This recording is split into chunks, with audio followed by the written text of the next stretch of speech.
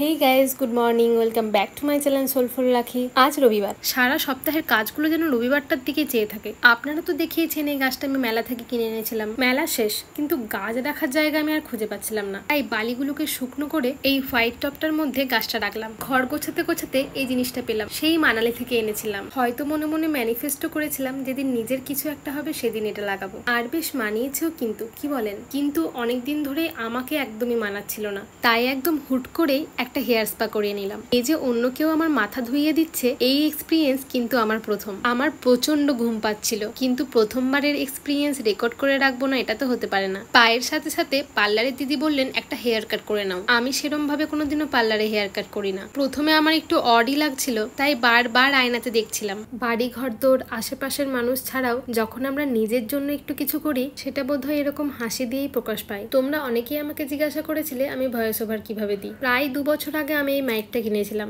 অনেকটা না রিসার্চ করেই। কিন্তু হ্যাঁ, এটাই সেই মাইক যেটা দিয়ে সব ভাইরাল ভিডিও শ্যুট হয়েছে। আজ আসি, টাটা।